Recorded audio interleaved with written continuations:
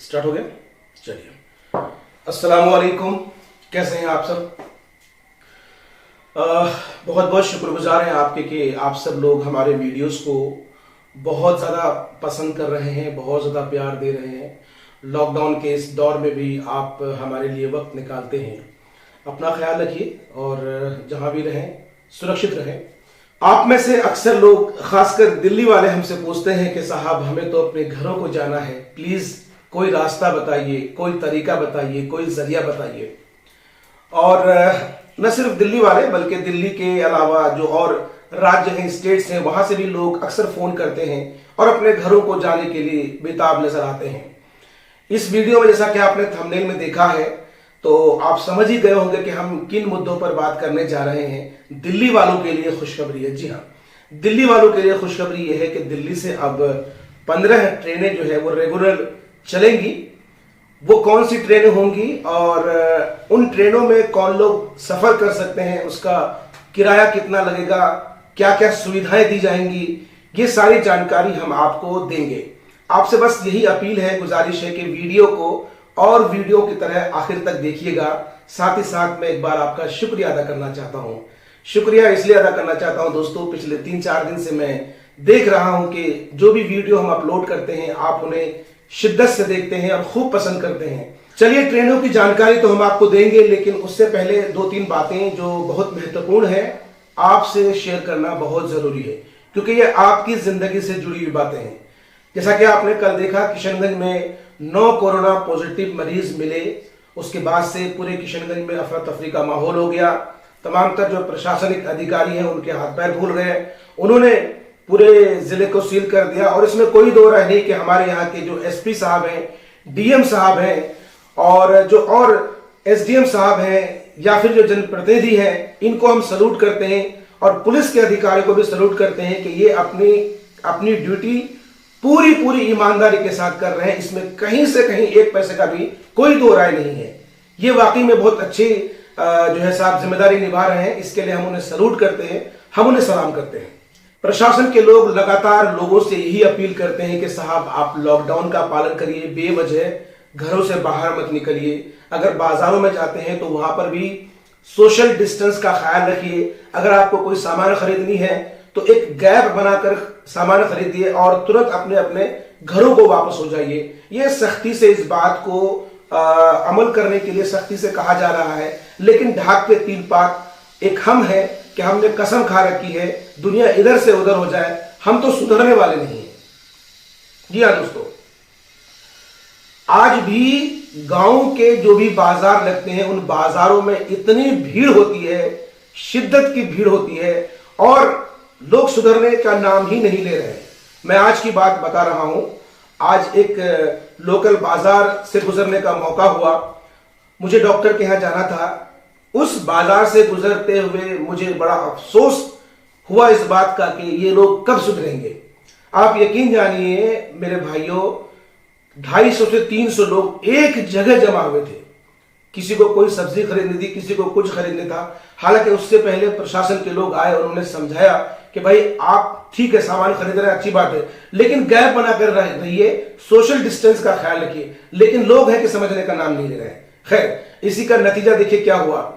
कल जैसा कि आपको मालूम है किशनगंज में 9 कोरोना पॉजिटिव पाए गए। उनमें से कोचाधामन के एक क्वारंटाइन सेंटर से 2 लोग जो कोरोना पॉजिटिव निकले। तो जो डॉक्टर्स की टीम थी वो उन 7 लोगों को आज लेने के लिए आई थी। उन 7 लोगों को जो 7 इनके संपर्क में थे, यानी इन कोरोना पॉजिटिव के संपर्क में थे, तो उन्हें लेने के लिए आई थी। मगर वो ऐसे हठधर्म निकले कि साहब जाने को तैयार नहीं। उन्होंने अंदर से रूम बंद कर लिया और डॉक्टर्स की टीम पर तरह तरह की फबतियां कसने लगी। तो सवाल यह है कि प्रशासन या डॉक्टर्स की टीम, लगातार ये बात कही जा रही है कि साहब डॉक्टर्स की टीम अगर आती है तो उनका जो है आप सम्मान करिए। ये जाने को तैयार नहीं हुए। खैर बहरहाल फिर जो कोचाधामन के दारोगा हैं उनको अपनी पूरी टीम के साथ आना पड़ा।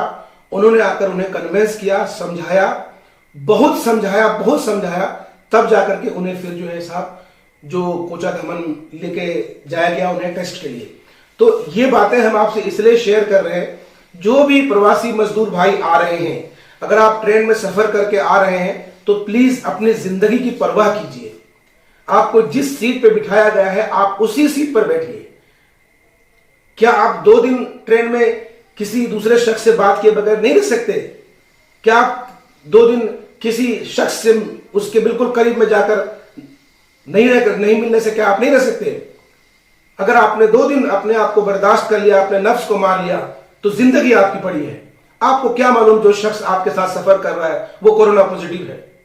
अल्लाह ना करे आप जिसके साथ ट्रेन में आ रहे हैं उसे कोरोना है, आप सेफ है, लेकिन आपको खुजली हो रही है। आप अपने सीट से जो है उनके सीट पे जाकर के या तो खैनी खा रहे हैं, या लूडो खेल रहे हैं, या ताश खेल रहे हैं, या फजूल की बातें कर रहे हैं। पता ही चला कि उनके जरिए कोरोना आप तक पहुंच गया, जिंदगी आपकी बर्बाद होगी ना। तो पूरी जिंदगी बचाने के लिए 2 दिन अगर आपको किसी के साथ सफर के दौरान अलहदा रहने की जरूरत है तो आपको रहना चाहिए।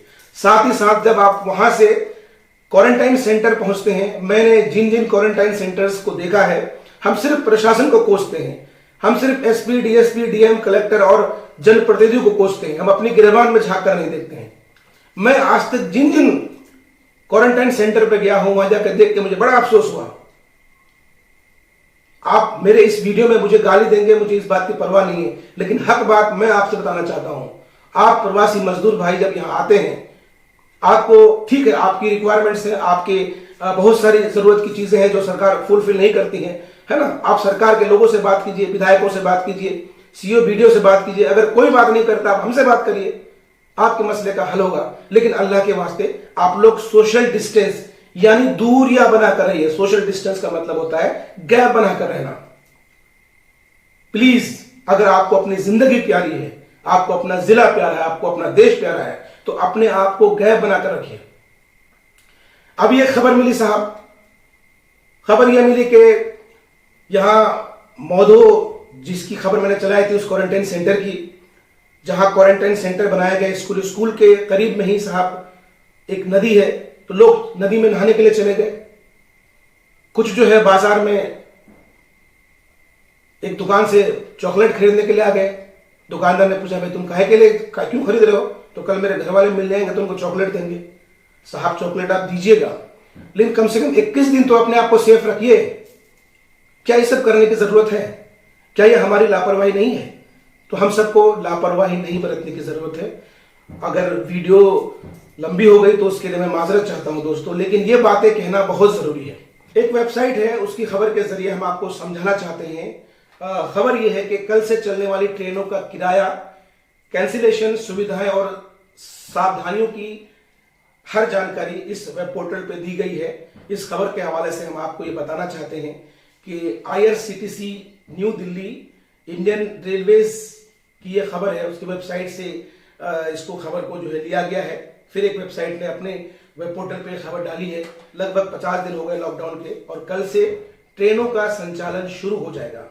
शुरुआत में सिर्फ दिल्ली से 15 ट्रेनें चलेंगी और ये ट्रेनें विशेष ट्रेनें होंगी, ये जनरल ट्रेनें नहीं होंगी, इसमें जनरल बोगी नहीं होगी।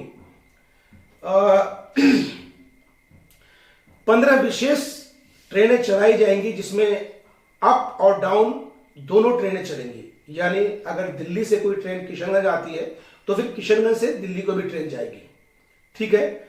और इसके अलावा इन ट्रेनों के लिए रिजर्वेशन भी शुरू हो चुका है। जी हाँ, आज से रिजर्वेशन शुरू हो गया और आज का जो रिजर्वेशन हुआ आपको क्या बताऊं, 10 मिनट के अंदर सारे सीट्स बुक हो गए। खैर, अब इसमें कुछ चीजें हैं जो आपको समझना है, आपको इसकी जानकारी होनी चाहिए।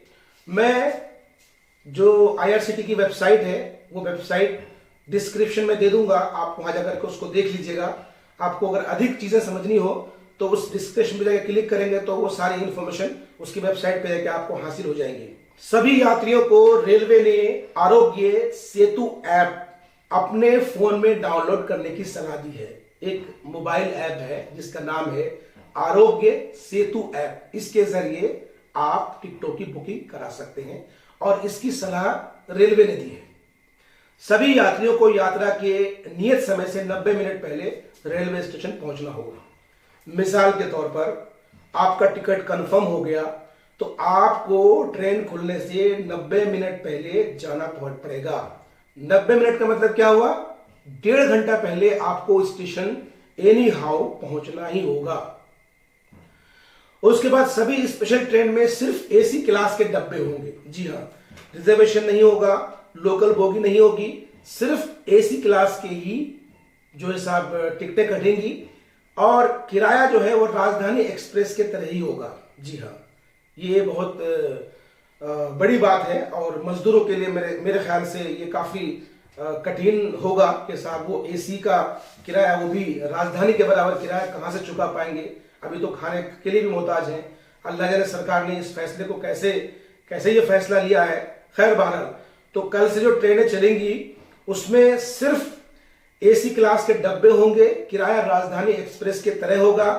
अगर किसी को टिकट कैंसिल करना है तो वो सिर्फ यात्रा के निर्धारित समय से 24 घंटे पहले तक ही हो सकता है।